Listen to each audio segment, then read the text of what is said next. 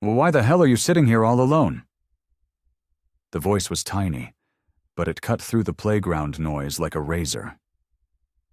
8-year-old Maya Jones stood in front of the splintered wooden bench, her hands planted firmly on her hips. Her hair, a riot of coiled puffs, was tied with mismatched ribbons, and her bright pink sneakers were caked in dust. She was a firecracker, all of 4 feet of unadulterated curiosity, and her dark brown eyes were locked on him. Leo Vance, the 8-year-old heir to the Vance tech fortune, looked up from the ground. His knuckles were white where he clutched the strap of his designer backpack, a leather shield against a world that had already taught him to expect cruelty. He was used to this, the isolation. He knew the mockery that followed questions like hers, the whispers that slithered through the air when he hesitated to speak, the way other kids' eyes would drop to his left leg. His voice, when it came, was barely a whisper, almost stolen by the joyful shrieks of children on the nearby monkey bars. They don't want me there. Before we dive into this insane story of courage, betrayal, and a bond that shattered a billion-dollar lie, do me a favor, smash that like button and subscribe right now because you will not believe where this goes, and let us know in the comments where you're watching from tonight. Maya tilted her head, a gesture of genuine confusion. Why not? The answer didn't come from Leo. It came on the back of a wave of cruel, barking laughter. 3 boys from his 3rd grade class, the self-appointed kings of the playground, swaggered toward them. Smirks were practically glued to their faces. The leader, a boy named Kevin with a perpetually sneering lip, held a carton of chocolate milk like a weapon. Well, well, look what we have here, Kevin sneered, his voice dripping with condescension. The Tin Man found himself a friend. He squinted dramatically at Maya, dragging out the insult. And what is... She? He drawled, letting out a laugh that was all sharp edges. Oh, right. A little charity case. Perfect. Another boy chimed in, his voice a venomous echo. The broken toy and the trash. What a pair of goddamn losers. Maya froze, but only for a heartbeat. She'd heard it all before. Her clothes weren't from the boutiques on Newberry Street. Her skin was a richer, deeper brown than most of the kids at this pristine Boston private school. But the way they aimed their poison at Leo, the sheer glee they took in his pain, lit a fuse deep in her chest. That's not funny, she shouted, her voice so sharp the boys actually blinked. She took a step forward, placing herself between them and Leo. You don't get to say that to him. One of the boys, emboldened by the audience, lobbed a wadded-up napkin that hit Leo's chest. Another flicked a greasy crumb from his snack, and it landed on Leo's impeccably clean uniform shirt. Leo hunched his shoulders, his cheeks burning with a familiar, hot shame. He wished the manicured lawn would split open and swallow him whole. Stop it, Maya's voice cracked with emotion, but she didn't budge an inch. You're cowards, all of you. Picking on someone because he's different doesn't make you tough. It just makes you small and ugly. Kevin sneered, taking a menacing step closer. Or what, little girl? You gonna fight all 3 of us? He bent down, scooping up a handful of damp mulch, raising it like a threat. Maya's chin lifted. Her small fists were balled so tight her knuckles were white. Or I'll tell Principal Davison you were throwing food again, and I'll tell my grandma. And you do not want to mess with my grandma. She knows how to make people listen. Her glare was ferocious now, her voice ringing with absolute certainty. And everyone is watching you. Everyone can see exactly how pathetic you are. Around them, the playground had indeed grown quieter. Other children were staring, their games forgotten. The bullies shifted, their bravado leaking away under the weight of dozens of eyes. Whatever, the leader muttered, letting the mulch fall from his hand. This isn't over, Tin Man. He shot a final hateful glance at Leo and slunk away, his cronies trailing behind him. Leo sat paralyzed, the chocolate milk slowly dripping from his shirt onto his pants. Maya turned to him instantly, the fire in her eyes softening to concern. She pulled a crumpled but clean tissue from her pocket and began dabbing at the stain with careful, gentle swipes. "They're just idiots," she said, her voice firm. "Don't you ever let them make you feel small." Leo swallowed against the thick lump in his throat. His chest ached with a humiliating mix of shame and gratitude. But her words, her fierce defense, planted something new inside him, a tiny, fragile seed of warmth. "Why did you do that?" he asked, his voice trembling. Maya shrugged as if it were the most obvious thing in the world. "Because it was wrong, and because—" She broke into a sudden, brilliant grin, revealing a gap where a tooth used to be. "I think you could be my friend." The school bell shrieked then, a sharp, commanding sound that sent children scrambling toward the ivy-covered brick building. Leo stood up slowly. The joint in his prosthetic knee made a stiff, awkward clicking sound, and he stumbled. Without a single thought, Maya grabbed his arm, her small hand surprisingly strong, steadying him. "There," she said, her smile returning. "Better." For the first time in his entire lonely life, Leo Vance actually believed her. The ride home that afternoon in the back of the gleaming black SUV felt suffocating.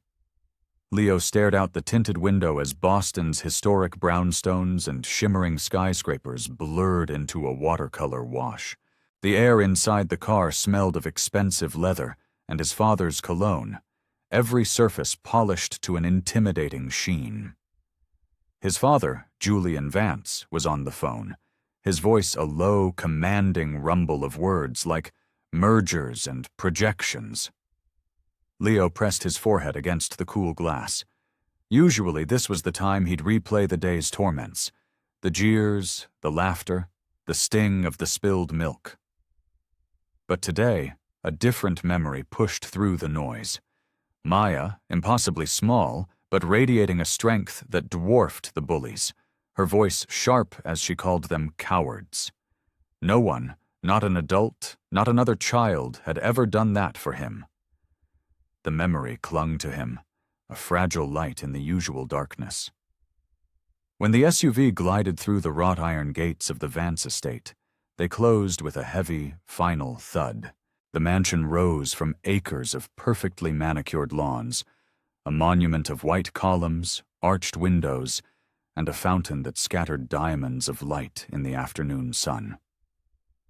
Leo stepped out, the click of his prosthetic leg against the stone driveway echoing in the vast, empty space. It was a sound that always reminded him of the difference he tried so desperately to hide. His stepmother, Isabel, was waiting at the base of the grand, sweeping staircase. Every strand of her honey-blonde hair was in its perfect place. Her smile was wide, but it never quite reached her eyes, as if her face were a beautiful mask pulled too tight. "You're late," she said, her voice like chimes of ice. She brushed a piece of invisible lint from Leo's shoulder. "Did you have another incident?" Her gaze dropped to the faint, damp stain on his shirt. Leo stiffened. "No." She arched a perfectly sculpted brow. "Then why is your uniform filthy? Leo, you know your father expects you to represent this family with dignity." Julian ended his call and placed a heavy hand on Leo's shoulder, though his eyes were already scanning a new email on his phone. "He's fine, Isabel. Let the boy breathe." Isabel's lips tightened into a thin line, but she said nothing more. Instead, she guided Leo toward the cavernous dining room. A long mahogany table stretched into the distance, set for three with glittering crystal and polished silver, even though it was only late afternoon. Candles flickered, casting long, dancing shadows on the walls. The meal was, as always, meticulously planned. A perfectly cooked steak for Julian, a small salad for Isabel, and for Leo, a precisely measured portion of grilled chicken and steamed asparagus. He picked at his food in a silence so profound he could hear the ticking of the grandfather clock in the hall. His mind kept replaying Maya's fierce defense. Don't let them make you feel small. His fork slipped, clattering loudly against the china plate. Isabel's eyes flicked up. "Clumsy again?" she murmured, a hint of something sharp beneath the sweet tone. "Perhaps you're overtired. We may need to scale back your physical therapy. Too much strain isn't good for a boy like you." Leo swallowed hard. "I can handle it." Her gaze sharpened. "That's not for you to decide, dear." Julian's phone buzzed again. He excused himself, his footsteps echoing as he left the room. The silence that descended felt colder and heavier than the marble beneath Leo's feet. After dinner, Isabel escorted Leo to his bedroom. It was a vast space, filled with shelves of expensive, untouched toys that any other child would have killed for. To Leo, it felt like a museum exhibit of a happy childhood, beautiful but utterly lifeless. As she tucked him into his king-sized bed, she smoothed the blanket with a clinical, detached precision. "You must be so careful who you associate with, Leo," she said, her voice a soft, silken whisper. "Not everyone belongs in our world." He looked up at her, his heart starting to thump a nervous rhythm against his ribs. "I met a girl today." Isabel's hands stilled on the blanket. "A girl?" "She helped me," he said, the image of Maya wiping the milk from his shirt, her hand steadying his, flashing in his mind. Isabel's expression shifted. For a millisecond, something cold and hard flashed behind her practiced smile. "How sweet," she said slowly. "But you must remember what I've told you. Some children are simply not appropriate company. They don't understand what it means to be a Vance. It's best to keep your distance." Leo wanted to argue. He wanted to scream that Maya understood him more in 5 minutes than Isabel had in 5 years. But the weight of her gaze was like a physical pressure, pinning him to the bed. He turned onto his side, feigning sleep until the soft click of the door told him she was gone. The next morning the chauffeur dropped him off at the edge of the school grounds. Leo's chest tightened as he stepped onto the playground. He scanned the yard, half expecting the bullies to materialize, ready for round 2. He saw them near the basketball court, whispering, their eyes darting in his direction. His stomach twisted into a knot. Then he heard it. "Hey, Leo." Maya waved from the swings, her grin as wide and bright as the morning sun. She ran toward him, her pink backpack bouncing. "I saved us a spot for lunch," she announced, as if it were the most natural thing in the world. He stared at her, stunned. You want to sit with me?" "Of course," she said, looking at him as if he'd asked if the sky was blue. "That's what friends do." The word, friends, warmed him from the inside out. He nodded, a small, shy movement, and followed her toward the swings, but the peace was short-lived. At lunchtime, as Leo and Maya carried their trays toward the table she'd saved, Kevin stuck out his foot. Leo stumbled hard, his tray tipping precariously. Milk and juice sloshed onto the floor, splashing his shoes and the hem of his pants. A wave of cruel laughter erupted from the nearby tables. "Watch it, Tin Man," Kevin jeered. "Better let your girlfriend carry your stuff for you." He shot a nasty look at Maya. Not that anyone would want a charity case for a girlfriend. The entire cafeteria seemed to hold its breath. Leo froze, humiliation burning through him like acid. But Maya didn't freeze. She slammed her tray down on the table with a bang that echoed through the room, startling even the lunch monitors. "Shut up!" she shouted, her voice carrying across the silent cafeteria. "You don't get to talk like that. You don't get to make fun of him or me or anyone." The room was dead silent now. Maya stood there, her fists clenched, her small body trembling with a rage that seemed too big for her to contain. "You think you're so funny? You're not.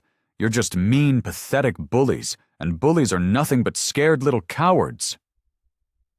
Teachers rushed over, scolding and dragging the stunned boys aside. The moment shattered, but Leo couldn't look away from Maya. She was shaking, but she had stood there, unflinching, while the entire school watched. Later, as the noise of the day began to fade, he sat beside her at their table. His voice was quiet, almost fragile. "Why do you keep helping me?" Maya looked at him, her expression softening. "Because it's the right thing to do, and because you deserve a friend." He stared down at his tray, 1,000 words caught in his throat. All he could manage was a whisper. "I've never had one before." Maya's smile was soft, but certain. "Well, you do now." For Leo Vance, those words felt like the first day of a new life. It was a fragile, terrifying, and powerful beginning. And deep inside, in a place he thought had long since gone numb, he felt the first stirrings of his own courage. The sun had barely kissed the top of the Prudential Tower when Leo's driver pulled the SUV up to the school's imposing gates the next morning. Leo stepped out, the familiar click of his prosthetic a stark announcement of his arrival. As always, he kept his eyes on the ground, a solitary ship in a sea of laughing, shouting children. Then, he heard it again, that bright, clear voice cutting through the noise. "Leo, over here!" Maya was by the sandbox, waving both arms like she was flagging down a plane, a proud grin plastered on her face. A genuine smile touched Leo's lips. He walked toward her, and for the first time, the journey across the playground felt less like walking a gauntlet and more like coming home. Maya patted the spot beside her in the sand. "Sit. I want to see your leg." Leo's smile vanished. He froze, his eyes darting around the yard. I don't think I should." Maya just shrugged, her expression unbothered. "You don't have to. But I noticed it clicks sometimes, and my grandma always says if something sounds wrong, it probably is." She picked up a stick and started drawing patterns in the sand. "You don't have to hide it from me, you know. I'm not scared of it." Her tone wasn't pitying or morbidly curious. It was calm, matter of fact. Leo found himself sitting down beside her, cautiously brushing sand from his uniform. "It hurts," he admitted, the words feeling foreign on his tongue. "Like it's too tight. But they always tell me that's normal." Maya squinted, her brow furrowed in thought. "Normal doesn't mean right."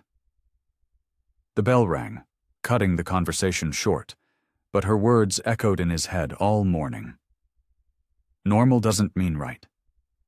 He thought about her serious, determined eyes, and how she spoke about his pain, as if it were a real, solvable problem.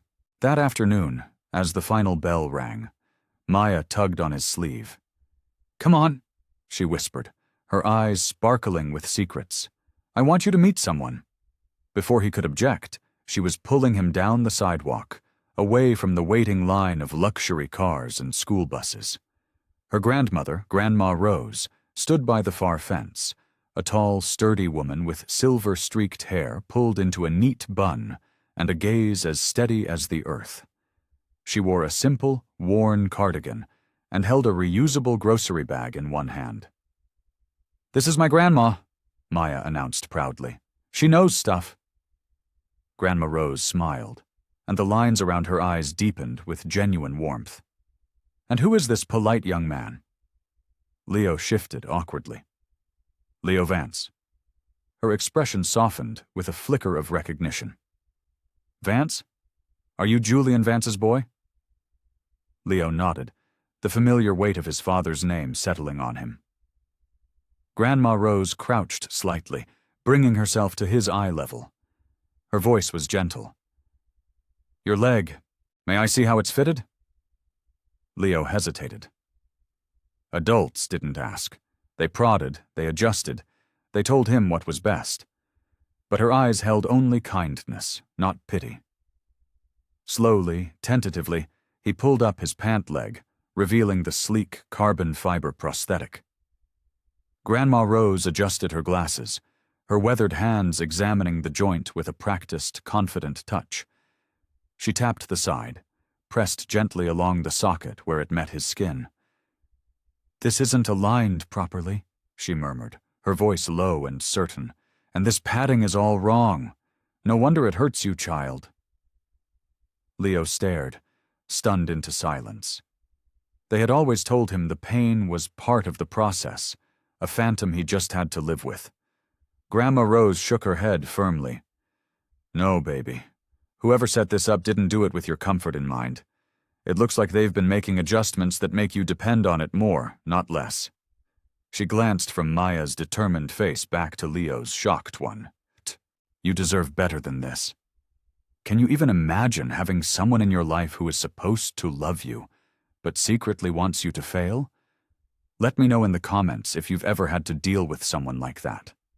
Something inside Leo cracked wide open. For the first time, an adult had validated what he'd felt for years, that the pain wasn't normal, that he wasn't just weak. His chest tightened with a dizzying mix of relief and a new, unfamiliar anger. "I knew it," Maya whispered, her eyes shining. "Told you." A sharp honk from the curb made him flinch. The chauffeur was waiting. I have to go." "Come by our place sometime," Maya said quickly. "Grandma can show you more. We don't have much, but we've got tools." He wanted to scream yes, but the image of Isabel's cold, warning eyes flooded his mind. He shook his head. "I can't." Maya's face fell. "Why not?" His voice broke. "They wouldn't let me." Grandma Rose laid a gentle hand on his shoulder.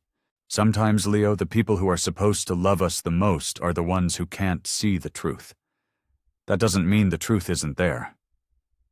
The driver honked again, more insistent this time.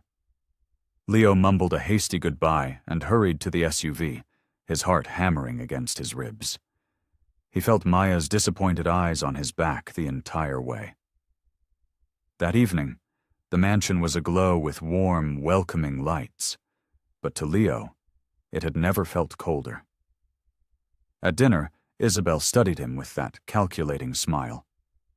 "You're quieter than usual," she observed. "Did something happen at school?" Leo shook his head, his eyes glued to his plate. "No." Her eyes narrowed. "Did someone bother you? You know you can tell me." He thought of Maya in the cafeteria, fists clenched, a tiny warrior defending him.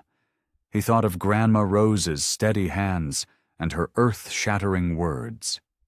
And then he thought of Isabel's voice, dripping with a sweetness that felt like poison. "I'm fine," he whispered. The conversation ended there. That night, alone in his cavernous room, he pulled the blanket up to his chin. The silence of the mansion was a living thing, thick and suffocating. His leg ached, a dull, relentless throb that kept sleep at bay. He pressed his palm against the prosthetic joint, remembering Grandma Rose's words. "It looks like they've been making adjustments that make you depend on it more, not less. Could that possibly be true? And if it was, why? Why would anyone do that to him?" His eyes burned with unshed tears, but beneath the fear and the confusion, a stubborn flicker of something else was taking hold. Maya's voice echoed in the darkness. Normal doesn't mean right. She believed him. She saw him. He whispered into the dark, a promise to himself. "I'll see her again." For the first time, he allowed himself to imagine a world where he wasn't just a broken toy. A world where he wasn't alone. The weekend arrived, painting Boston in the brilliant hues of late spring. but Leo felt none of its warmth. He sat at the massive kitchen island, a plate of untouched waffles growing cold in front of him, while Isabel, wrapped in a silk robe, idly flipped through a fashion magazine. "Eat up, darling," she cooed without looking up. "You need your strength." Her tone was a confection of sweetness, but the words carried a bitter aftertaste. Leo pushed a waffle square around his plate. His leg throbbed, the prosthetic rubbing a raw, angry spot against his skin. Grandma Rose's words were a relentless echo in his mind. "It's not aligned properly. No wonder it hurts."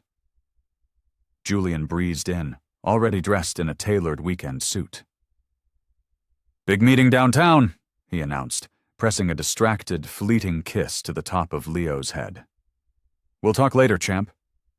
And then he was gone, the heavy front door clicking shut behind him. Isabel set down her magazine, her gaze finally fixing on Leo, sharp and pointed.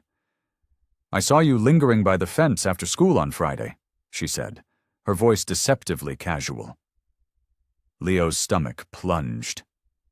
"With that little girl, Maya, is it? And her grandmother?"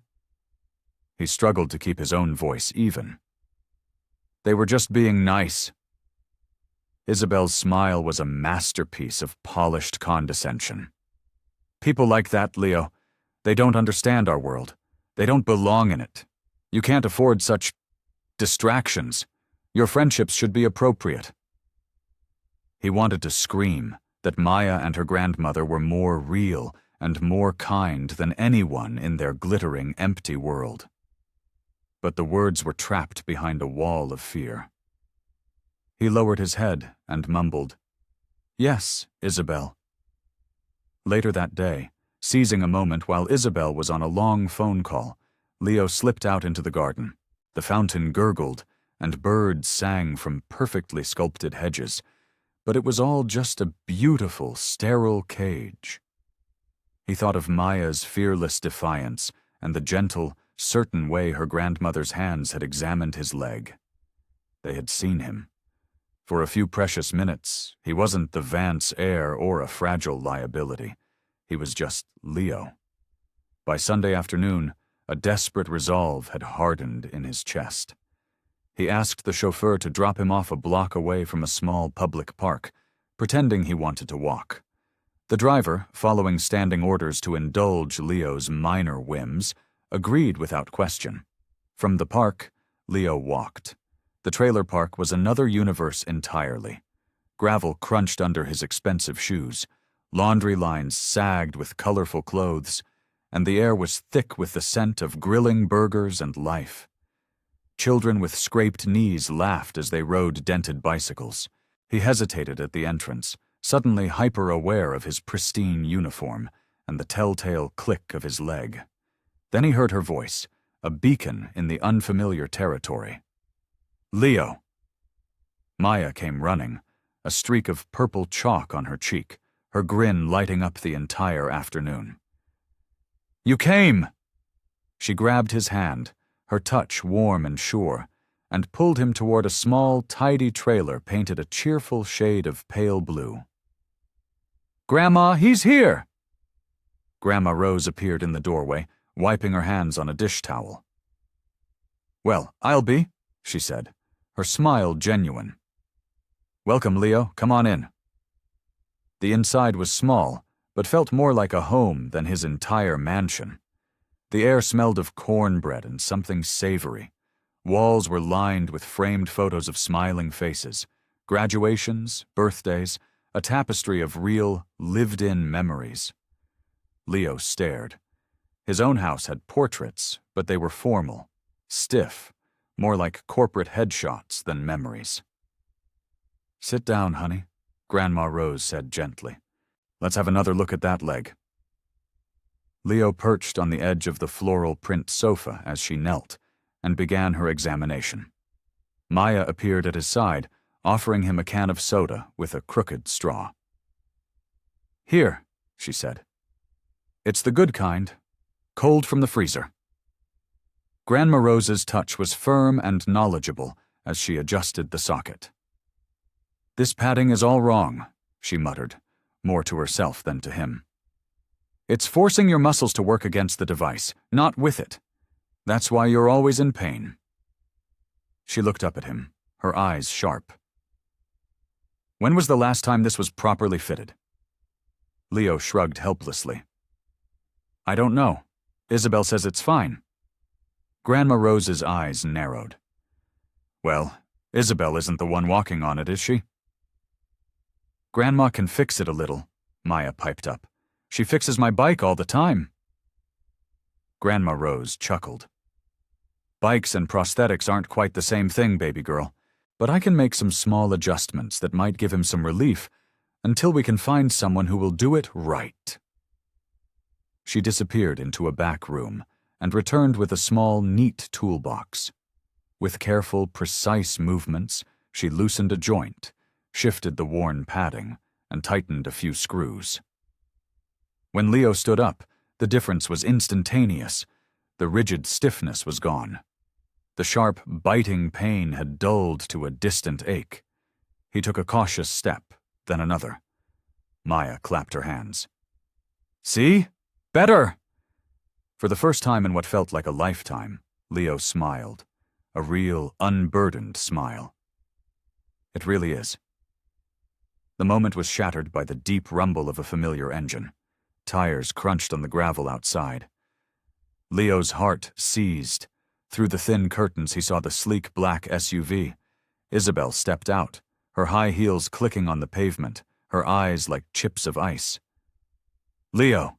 Her voice sliced through the trailer walls. "What are you doing here?" He froze. Maya instinctively squeezed his hand. Grandma Rose straightened up, her jaw set in a firm line. Isabel swept into the trailer without an invitation, her gaze flicking around the modest space, her nose wrinkling slightly. Her eyes landed on Leo. "Get your things. We are leaving." Leo's throat was tight, but they were helping me. Isabel's smile was thin and cold. "Helping you?" "Leo, darling, these people can't possibly help you. They don't understand your needs. Your father has arranged for the very best specialists money can buy. You do not belong here." Maya stepped forward, a tiny, unyielding warrior. "He belongs wherever he wants to be," she said fiercely. Isabel's eyes narrowed into slits. "Stay out of this, little girl." She reached for Leo's arm, but Grandma Rose intercepted her, her voice calm but immovable. "With all due respect, ma'am, the boy is in pain. I've seen the fittings. Something is not right." Isabel's mask of composure cracked. Pure, unadulterated anger flashed across her face before she contained it. She tightened her grip on Leo's arm. "We will discuss this at home." Leo looked back at Maya, at her eyes blazing with righteous loyalty. He wanted to stay. He wanted to shout that they were right, and she was wrong. But years of ingrained fear and obedience clamped down on his chest. He lowered his head and allowed himself to be led away. The ride back was a tomb of silence, the air thick with Isabel's cloying perfume. Finally she spoke, her voice like velvet wrapped around shards of glass. "You will not go back there, Leo. Do you understand me? Those people are not your friends. They are beneath you." He stared at his hands, fighting back hot tears. But Maya's words echoed in his mind. He belongs wherever he wants to be. And for the very first time he wondered if maybe, just maybe, Isabel was the one who was lying. The next morning, Leo woke with a dull ache in his leg and a leaden knot in his stomach. Sunlight streamed through the floor-to-ceiling windows of his bedroom, glinting off the polished surfaces of toys he never played with. Isabel's parting words from the night before were a venomous whisper in his mind. "You will not go back there."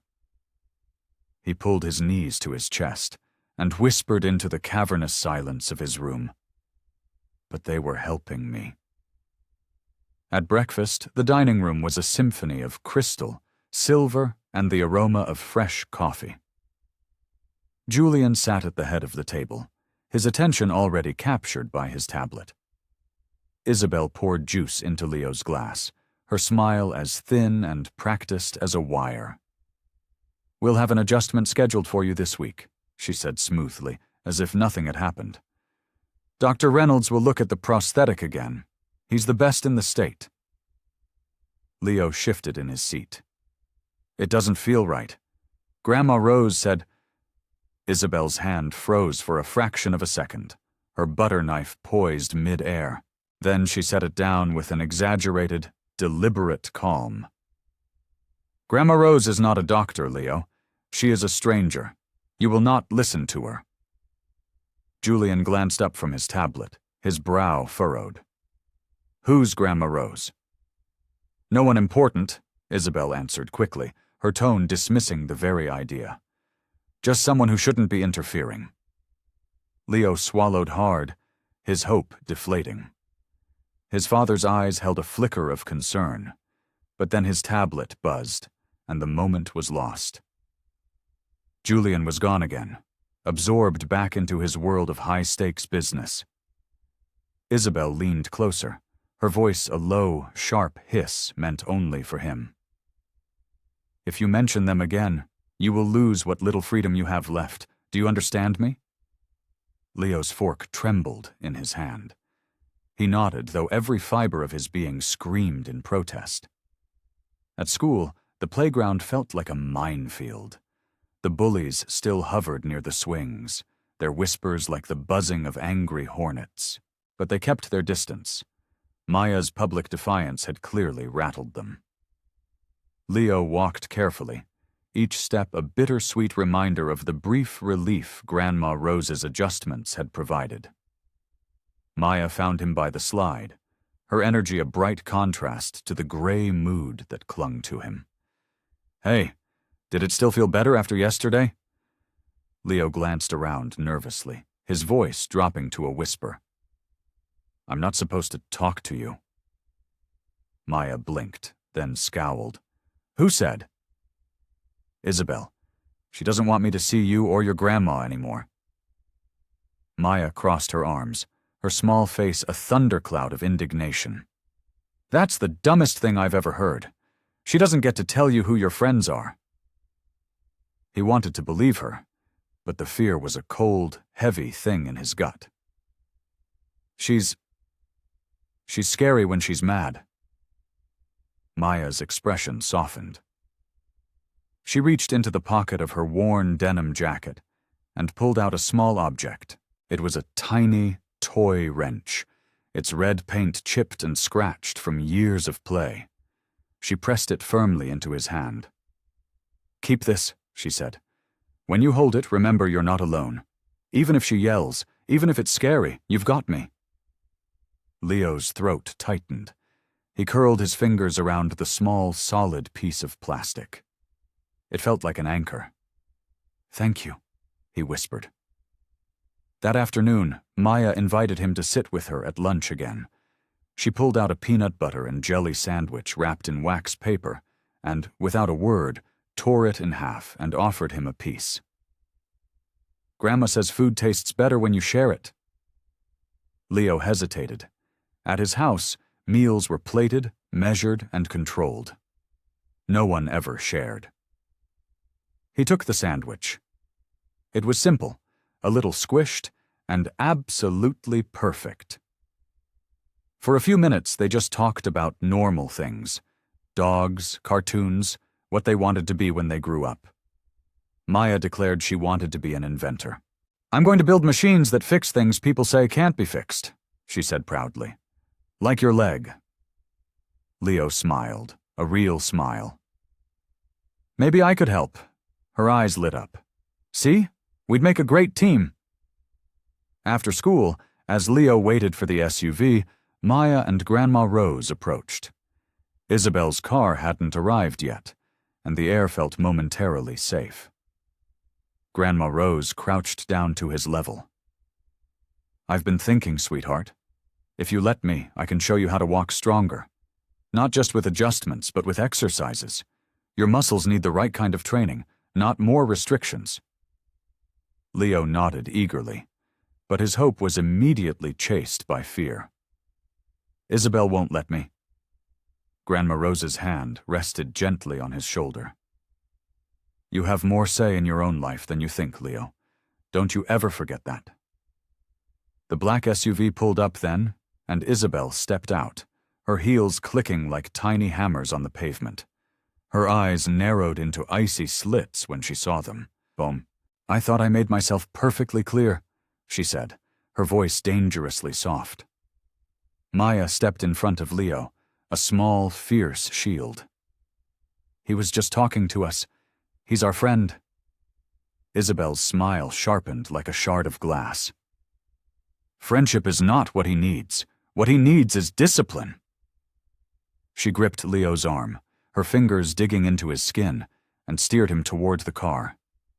Inside the SUV, Leo clutched the toy wrench in his pocket. Isabel's voice was a venomous whisper.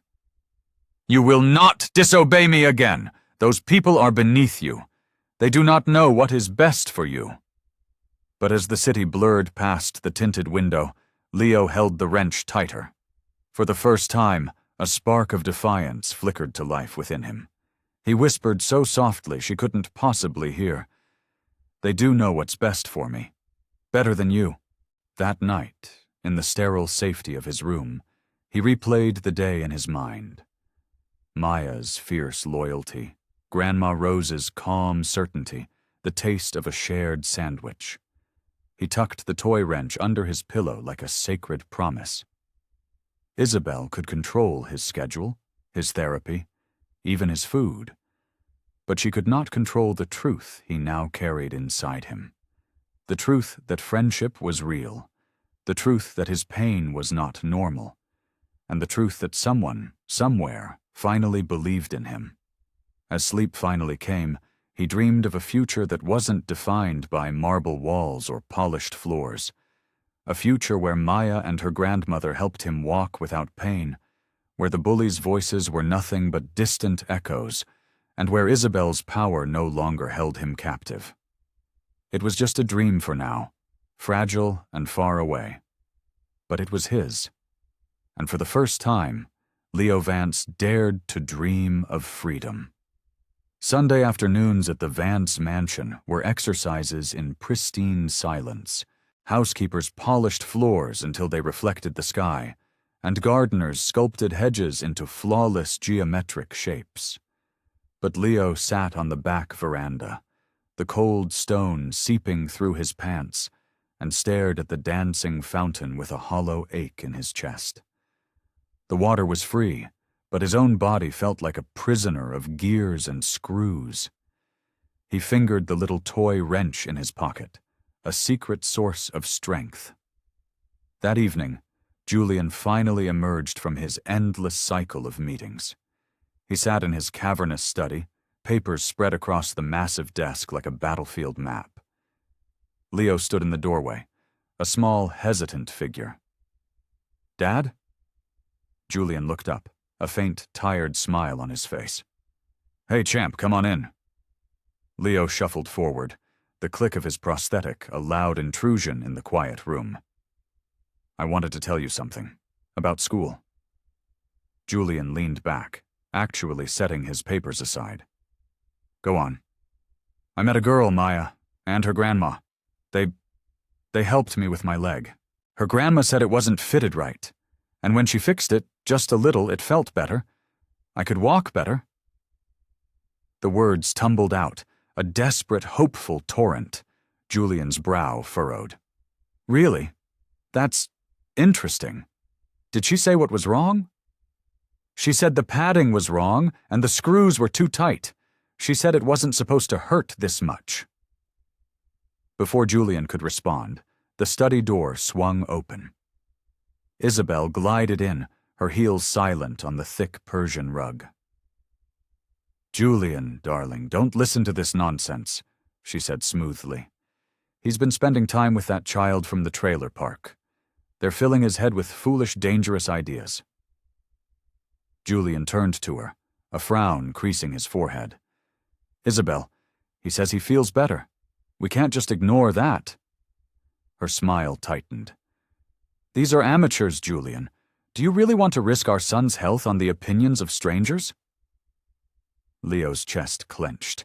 He wanted to scream, to beg his father to listen to him, but Julian just sighed, rubbing his temples wearily. "We'll look into it," he said vaguely, his hand already inching back toward his papers. The conversation was over. Isabel's eyes glinted with triumph. She placed a hand on Leo's shoulder, her fingers squeezing just a little too hard. "See? Nothing to worry about. Now run along to bed." That night, Leo lay awake, staring at the ornate patterns on his ceiling. His father's promise had been a puff of smoke, dissolving before it was even spoken. But Maya's voice was a steady echo in his mind. Normal doesn't mean right. He turned on his side, clutching the wrench. "I'll find a way," he whispered into the darkness. The next day at school, Maya was waiting. "Well?" she asked. "Did you tell him?" Leo nodded glumly. He listened, but Isabel stopped him. She always stops him. Maya scowled, crossing her arms. "She doesn't want you to get better?" Leo flinched. "Why wouldn't she want that?" Maya shrugged, but her eyes were wise beyond her years. "Some people like to be in control. If you're hurting, you need her. If you're strong, you don't." Her words landed with a heavy, chilling thud in his chest. He hadn't wanted to believe it, but deep down, he knew she was right. Isabel liked him weak. Isabel needed him dependent. At recess, the bullies made another half-hearted attempt. "Look, it's the broken toy and his bodyguard," one of them muttered, tossing a wad of paper in his direction. This time Leo barely reacted. Their words felt flimsy and distant compared to the heavy truth that was dawning inside him. Maya was right. That afternoon, she pulled him toward the fence again. "Grandma says you should come by after school. She can show you those exercises." Leo's heart hammered. He glanced at the SUV waiting at the curb. "What if Isabel finds out?" "Then we'll be quick," Maya said firmly. 5 minutes, that's all." Before he could lose his nerve, he slipped through the school gate with her. They hurried down the block to the little blue trailer. Miss Brooks greeted them with a knowing smile. "I figured you'd be back," she said. She cleared a space on the faded living room rug. "Now, let's start simple." She showed him how to shift his weight, how to balance, how to stretch muscles he hadn't realized were tight with strain. Maya demonstrated alongside him, giggling when she wobbled. It was hard, and sweat beaded on his forehead, but when he managed 3 steady, balanced steps across the rug, Miss Brooks clapped her hands. "That's it, sweetheart. You've got more strength in you than they've been letting you use." Leo's chest swelled with a feeling he hadn't experienced in years. Pride. He glanced at Maya, who was beaming. "See? Told you." The moment was shattered by the sound of tires on gravel. The SUV. Isabel's sharp voice pierced the air. "Leo!" He froze, pure panic surging through him. Miss Brooks placed a calming hand on his shoulder. "Don't be afraid, child. You've done nothing wrong." The door flew open. Isabel's eyes blazed. "Enough of this," she snapped. "I told you to stay away from them." Leo's hands trembled. Maya stepped in front of him again, a tiny, defiant shield. "He's allowed to walk better. Why don't you want that for him?" Isabel's face twisted, but she quickly smoothed it back into her practiced smile. "You don't understand," she said sweetly. "It's dangerous for him to be experimenting. He needs proper professional care." Miss Brooks straightened to her full height, her voice calm but unwavering. "Proper care doesn't mean leaving a child in constant pain. I've worked with enough patients in my day to know when something is deliberately wrong." Isabel's mask flickered. She grabbed Leo's arm, pulling him toward the door. "We are leaving." This time, something inside Leo resisted. He pulled back, his voice shaking but clear. "I want to stay. They're helping me." Isabel's grip tightened, her nails digging into his skin. "Don't you dare defy me!" Silence filled the trailer, thick and electric. Leo's heart hammered against his ribs. Maya's small hand found his, squeezing lightly. He drew strength from it. Then, a new voice cut through the tension from the doorway. "Isabel, what's going on here?" Everyone froze. Julian Vance stood there, his face a mask of confusion. His eyes flicked from Leo's flushed cheeks to Isabel's iron grip, then to Grandma Rose, standing tall and resolute. Isabel's smile snapped back into place instantly. "Julian, darling, I was just collecting Leo. He wandered off again." But Julian's gaze was fixed on his son. "Is that true, Leo?" His voice was gentle. This was it. This was his chance. He could tell the truth. He could finally be heard. His fingers tightened around the toy wrench in his pocket. He looked up at his father, his voice trembling but steady. "No, I came here because they're helping me. My leg feels better when they fix it, and I don't want to stop." Isabel's smile faltered. Julian's eyes darkened as he looked from his son to his wife. And in that moment, Leo knew. The fight for the truth had finally truly begun. Monday morning was gray and heavy, as if the sky itself was weighed down with secrets. In the back seat of the SUV, Leo's fingers were wrapped tightly around the toy wrench. The confrontation at the trailer replayed in his mind. Isabel's fury, Grandma Rose's calm defiance, and his father's searching eyes. For the first time, he had spoken up, and for the first time, Julian had looked at him not as a fragile problem, but as someone telling the truth. That flicker of belief was a fragile shield against the dread of the day ahead. At school, Maya ran up to him, her braids swinging. "You did it," she whispered excitedly. "You told your dad, didn't you?" Leo nodded, a shy smile touching his lips. "I think he believed me. A little." "A little is huge," she said with certainty. "Grown-ups don't usually listen, but he will if you keep telling him the truth." In class, he found himself raising his hand. The teacher looked surprised when he answered correctly, as if she'd never expected much from him. At lunch, he and Maya shared a sandwich in their corner, and each bite tasted like a small victory. But when the final bell rang, the familiar dread returned. The SUV was idling at the curb, Isabel's silhouette a dark shape behind the tinted glass.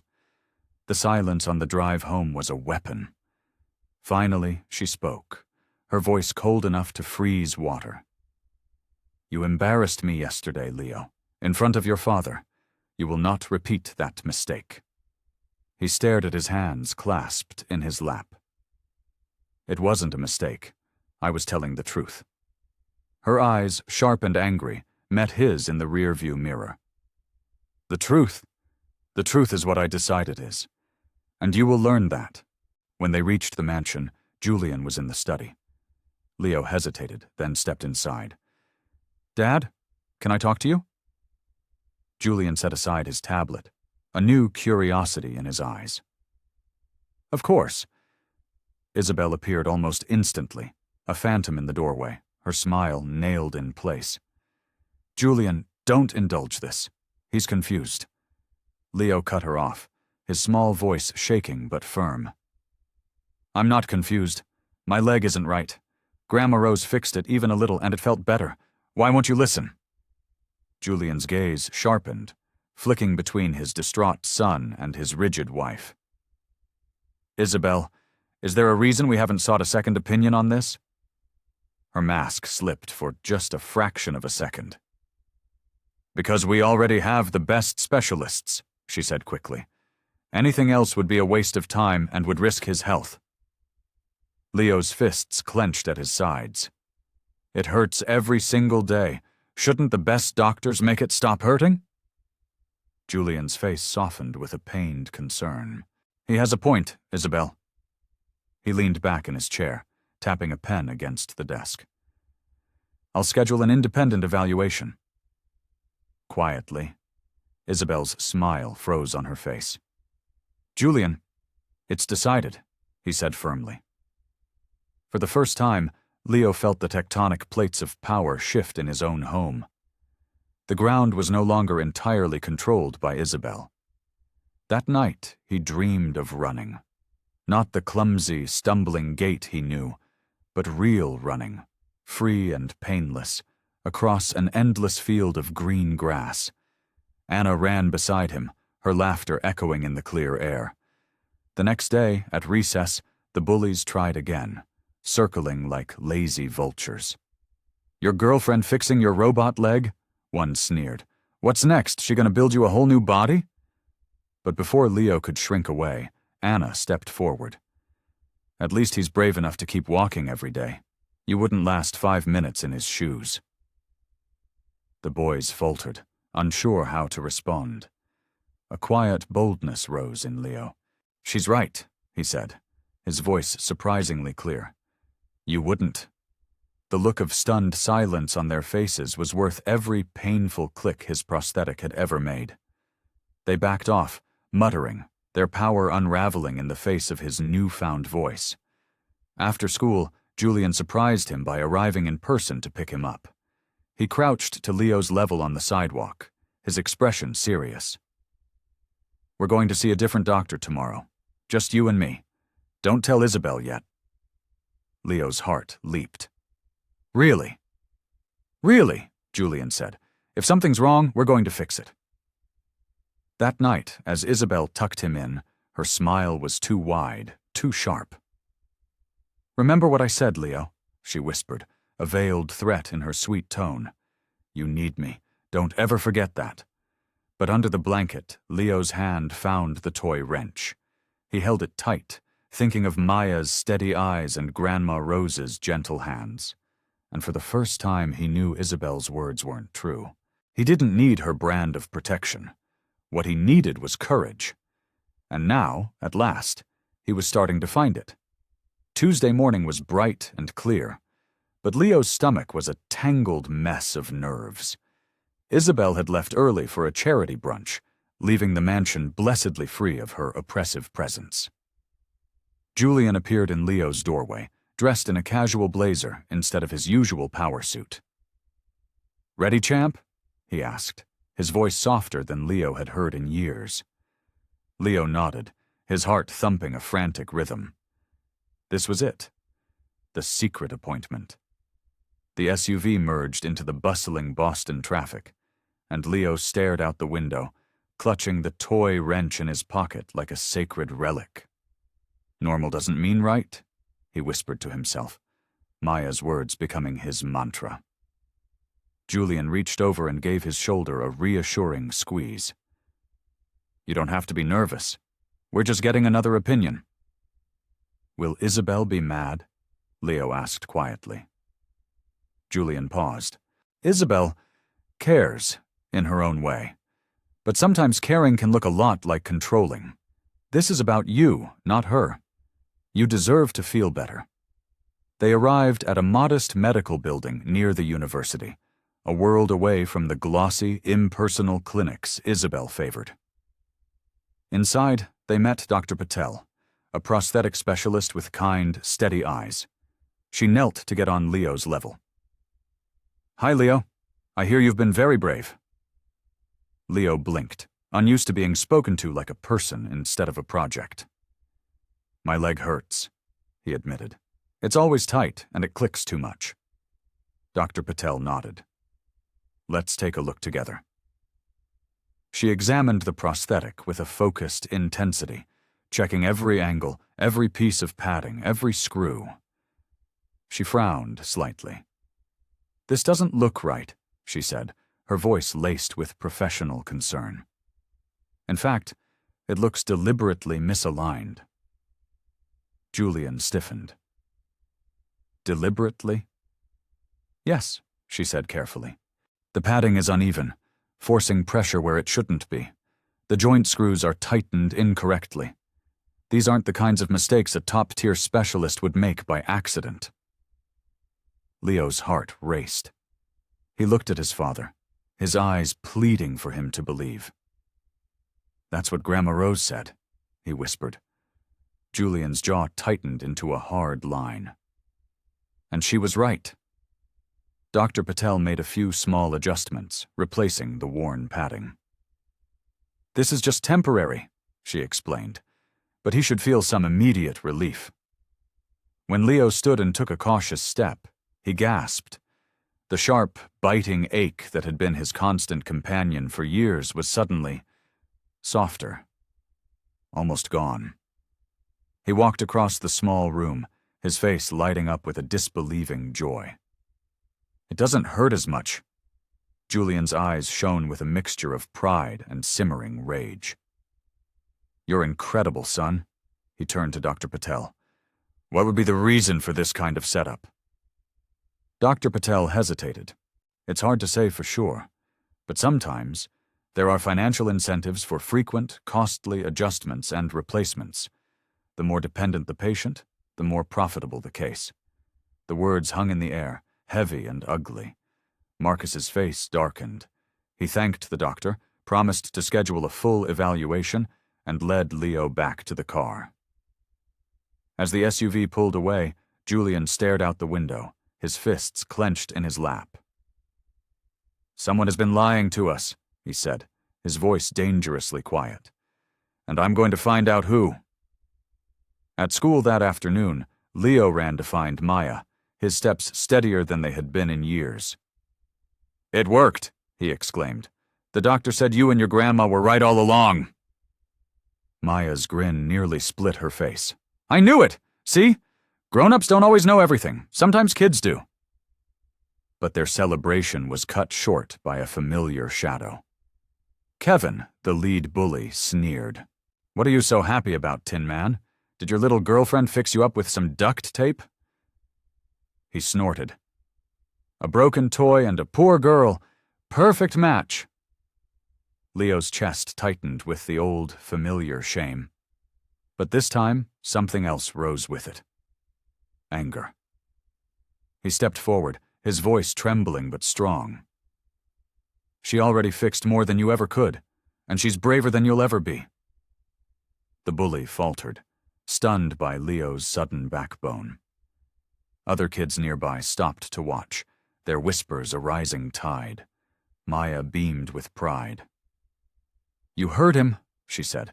Now back off. A teacher's whistle cut through the tension, and the bully slunk away. That night at dinner, Isabel studied Leo with narrowed eyes. You seem different today, she said coolly. Leo met her gaze, a new fire burning in his chest. That's because I am. Julian looked between them, a silent storm gathering in his eyes. He cleared his throat. Isabel, we need to talk, privately.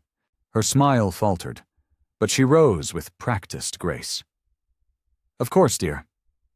As she left, Leo sat in silence, his fingers wrapped around the toy wrench under the table.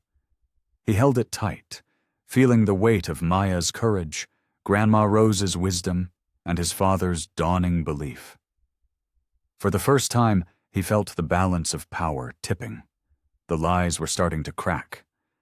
And in the quiet of his room later that night, he whispered into the dark. She won't win. Not this time. He closed his eyes, and the dream of running returned to him, brighter and closer than ever before. The next morning, the sky over Boston was a brilliant, cloudless blue. Leo walked into school with his shoulders back, his stride more confident. The adjustments Dr. Patel had made were holding, and each step felt lighter, freer. For the first time, he didn't dread the long walk from the gate to the classroom.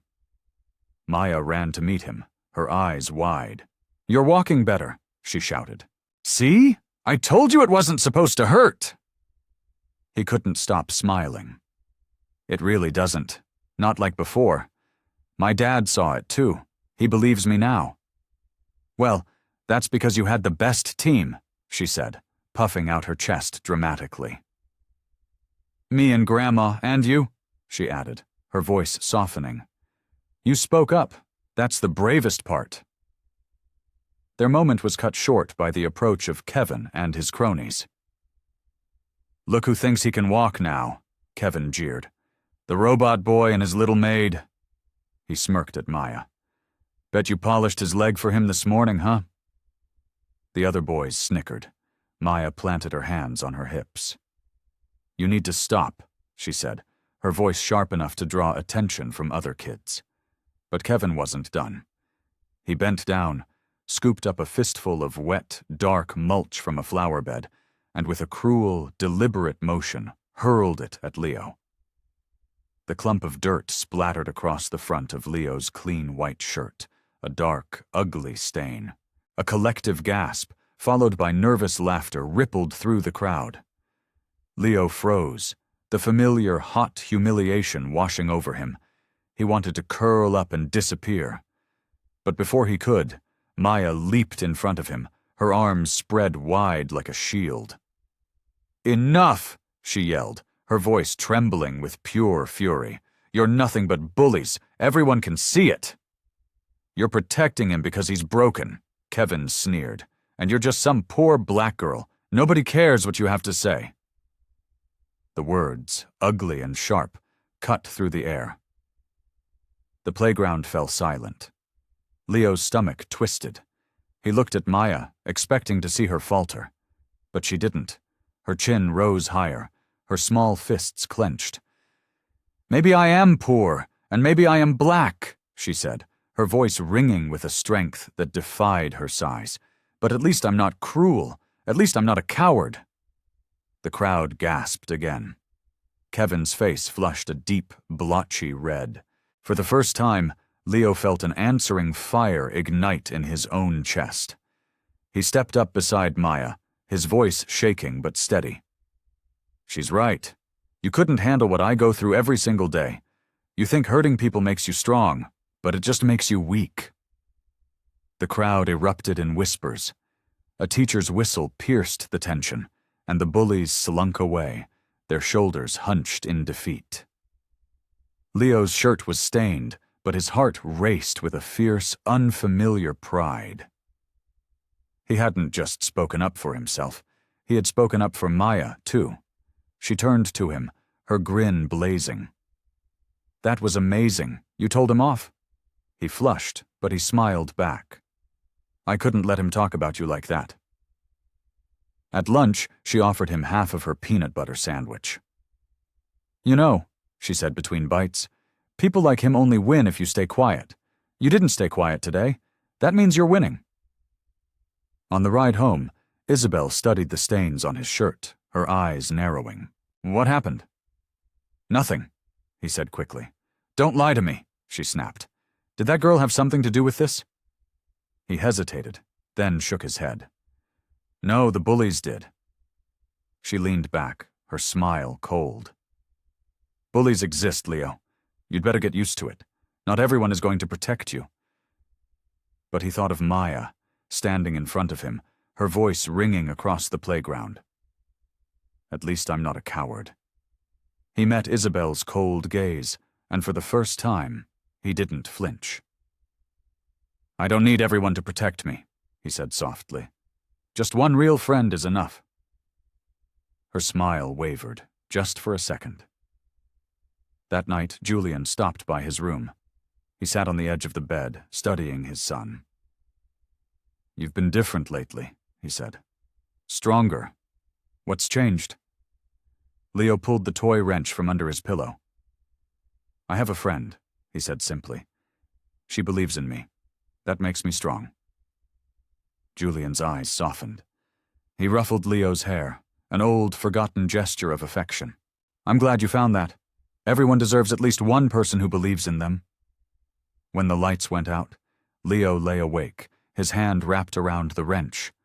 For the first time in his life, he didn't feel broken or alone. The bully's words still stung, but Maya's courage echoed louder.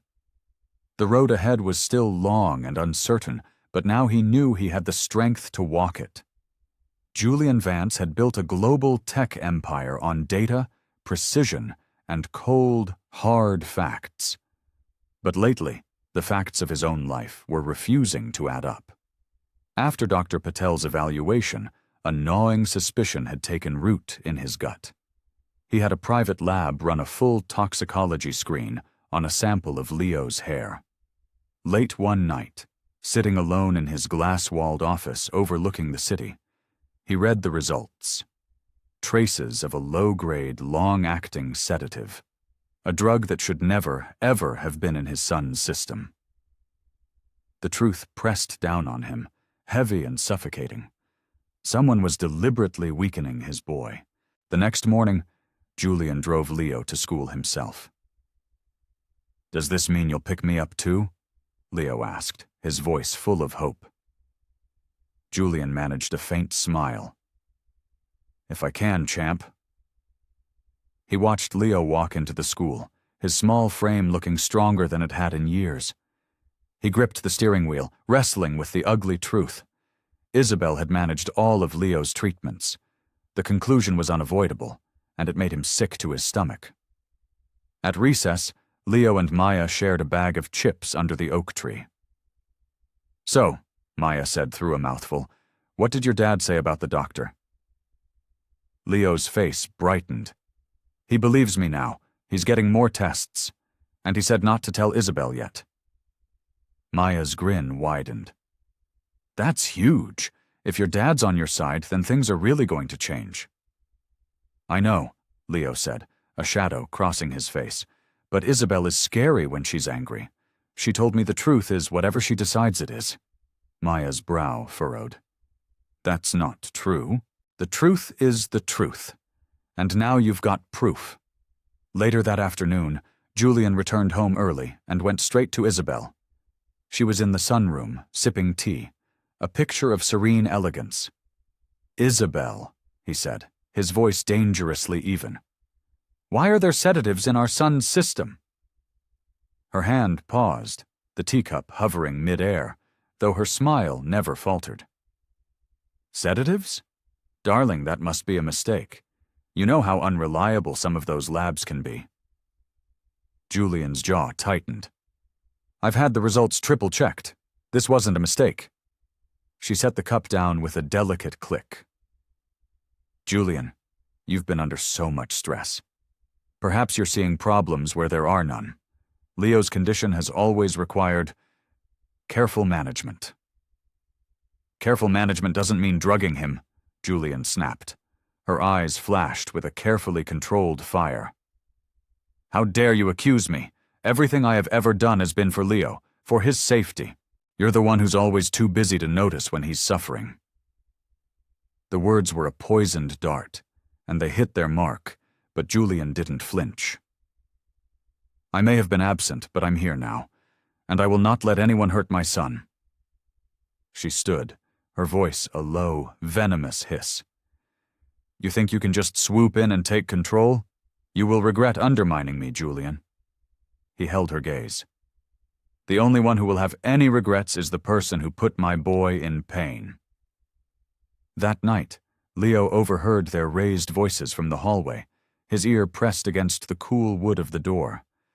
The words sedatives and lying and betrayal floated through the air. He trembled, not just with fear, but with a profound, earth-shaking relief. His father knew. He wasn't alone in this fight anymore. The next day, Julian took him back to Dr. Patel for a more extensive evaluation.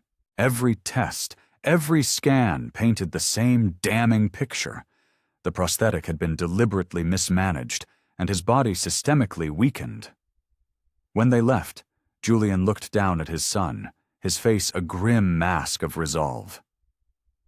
"This ends now," he said firmly. "No more secrets." "What about Isabel?" Leo whispered. Julian's expression hardened. "If she is behind this, she will not be in our house for much longer." That evening, The Vance mansion glowed, a beacon of wealth and prestige. But inside, the atmosphere was as brittle as spun glass. The three of them sat at the long dining table, a chasm of silence between them. Finally, Julian broke it. "Isabel, I want an explanation. Dr. Patel confirmed the prosthetic was deliberately misaligned, and the lab confirmed the sedatives. I want to know why." The knife clattered against her plate. "I don't know what kind of charlatan this Patel woman is, but she's wrong. The specialists you hired agreed with me. Did they?"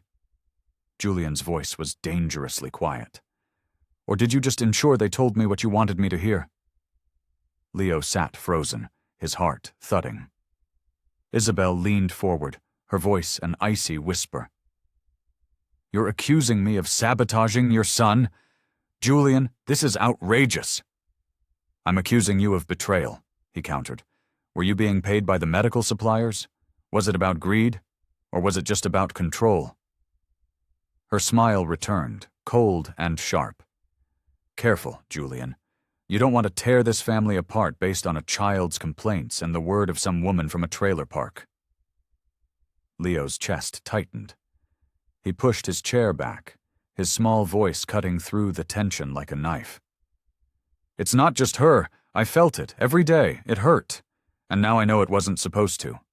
You lied to me." The words landed like stones. Julian looked from his son's defiant face to his wife's crumbling composure. "Enough lies, Isabel," he said. "It's over." Her face trembled with a rage she could no longer contain. "You will regret this, Julian. Both of you." She rose from the table, her heels striking sharp, angry clicks on the marble floor as she stormed away. Leo's appetite was gone. He whispered, "She hates me." Julian reached across the table, his hand covering his son's. "No, Leo, she hates the truth. And the truth is finally on our side." The next morning, the mansion felt like a different house. The air was lighter, the sunlight brighter. Isabel had left a short, clipped note on the counter. "You've made your choice. Don't expect me to stay and watch you ruin him." Marcus read it and crumpled it in his fist. "She'll be back," he muttered. "Not because she cares, but because she hates to lose. We need to be ready." That afternoon, he picked Leo up from school and took him to a quiet cafe downtown. "Eli, I need you to tell me everything," he said, his voice low and serious. "Every time you felt dizzy, every time something didn't feel right. Don't leave anything out." Leo swallowed, and then he began. He told his father everything, the constant pain, the strange taste in his nighttime drinks, the way Isabel had brushed off every complaint. He confessed his fear, his shame, his loneliness. Julian listened, his jaw tightening with each word. When Leo finished, a single tear tracing a path down his cheek, Julian pulled him into a strong, steady hug. "You've been so brave, son. Braver than I ever realized. I should have seen it sooner. I promise you, I see it now." Leo's throat burned. "I just wanted someone to believe me." Julian held him tighter. "I believe you, and I will never ever doubt you again." That night, lying in bed, Leo clutched the toy wrench. He whispered Maya's words into the darkness. That means she's losing. For the first time, he truly believed it. He wasn't just surviving anymore. He was fighting back, and this time, he wasn't fighting alone. The week after the final custody hearing felt like waking from a long, terrible nightmare. For the first time in years, Leo woke up without the familiar dread coiling in his stomach. Vivian was gone, her presence erased from the house, and in her place, a quiet, gentle peace had begun to settle. At school, the change was palpable. Anna noticed it immediately. "You're walking lighter," she said one morning, her head tilted as she studied him. Leo grinned. "Dr. Patel is making me a new prosthetic. She said it'll fit better like it's really part of me." Anna's eyes widened. That's amazing. You'll be running circles around everyone. Maybe not circles, he said shyly. But I want to try running. Just once. I've only ever dreamed about it. Anna nudged him playfully. Then we'll make it happen. I'll run with you. The bullies still lingered at the edges of the playground, but their power had evaporated. One afternoon, Kevin muttered as Leo passed. Think you're a hero now, robot boy? Just wait, you'll mess up again. Leo paused. His chest tightened, but instead of shrinking, he turned to face him. Maybe I will mess up, he said, his voice steady. But I'll get back up, and I'll still be stronger than you. Kevin blinked, caught off guard. For the first time, he had no response. Anna clapped softly as they walked away. You're unstoppable now, she whispered. That evening, Julian surprised Leo with a trip to Dr. Patel's workshop. On a table sat a sleek, lightweight prosthetic, custom-built just for him. With Dr. Patel's guidance, Leo slipped it on. The fit was perfect. He stood, took a step, then another. His eyes widened in disbelief. It doesn't hurt, he shouted, the words bubbling out of him in a laugh. Julian's throat tightened as he watched his son take more steps, faster and steadier with each one. You're incredible, he whispered. The next day at school, Leo couldn't wait to show Anna. He actually ran, across the playground to meet her. Anna's mouth dropped open. You're running, you're really running. He skidded to a stop, breathless and beaming. They lined up near the swings. Ready? Anna called. 1, 2, 3. They took off across the grass. Leo's steps were clumsy at first, but with every stride he grew more confident. He stumbled once, but he caught himself and kept going, Anna's cheers pushing him forward. When they reached the fence, both panting, Leo laughed so hard his cheeks ached. I did it, he gasped. I really did it. Other children clapped, some even cheering. The bullies hung back, their smirks gone. For the first time, Leo wasn't just the boy with one leg. He was the boy who ran. If this story has moved you, please consider sharing it with someone who needs to hear it. Don't forget to subscribe for more stories that matter. And tell us in the comments, what was the most powerful moment for you? The story of Leo Vance teaches us that true strength doesn't come from physical perfection, immense wealth, or the absence of scars. It comes from the courage to speak your truth, even when your voice shakes. It comes from the fierce loyalty of a true friend who sees you for who you are, not what you lack. It comes from the love of a parent who is willing to shatter a perfect illusion to save their child.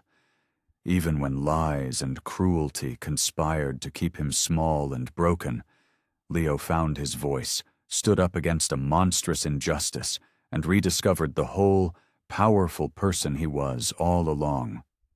His journey is a reminder that healing begins the moment we are truly heard, that a single friendship can be more powerful than a legion of fears, and that the truth, no matter how small its initial whisper, will always, eventually, outshine the darkest of lies.